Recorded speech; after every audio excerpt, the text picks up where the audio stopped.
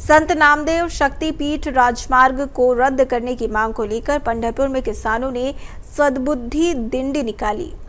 13 जिलों से पहुंचे किसानों ने इस आंदोलन में हिस्सा लिया। इस दौरान कई राजनीतिक नेताओं ने भी शामिल होकर सरकार से शक्तिपीठ परियोजना वापस लेने की मांग की।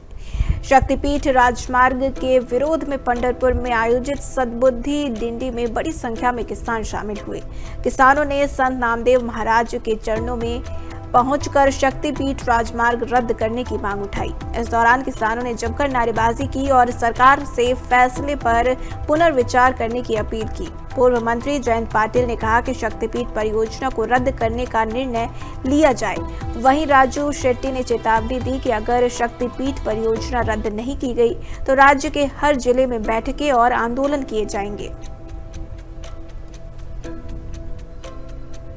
एकत्रित येऊन पांडुरंगाला साकडं घालताय की शक्तिपीठ महामार्ग रद्द करण्याची बुद्धी सरकारला तू दे आणि आम्हाला विश्वास आहे पांडुरंग पावेल आणि त्यांना सांगेल की हा शक्तिपीठ महामार्ग गरजेचा नाही। लोकांचा असंतोष प्रचंड या विरोधात आहे आणि म्हणून तो करू नये अशी नक्की सूचना राज्याचे मुख्यमंत्री पूजेला येतील त्यावेळी पांडुरंग करेल अशी आम्हाला अपेक्षा आहे।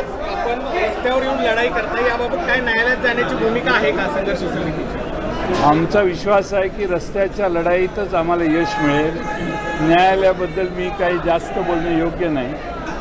औरंग गावामध्ये जनसेन करणार आहे, त्यामुळे 600 एकर जमीन त्या गावातली जाणार आहे आणि संत सावतामळी ज्या मातीमध्ये शेती केली, कांदा मुळा भाजी पिकवली आणि अभंग रचले, ते गाव पूर्णपणे नष्ट होणार आहे। आणि म्हणून महाराष्ट्रातल्या सगळ्या वारकऱ्यांना शेतकऱ्यांना विनंती करणार आहे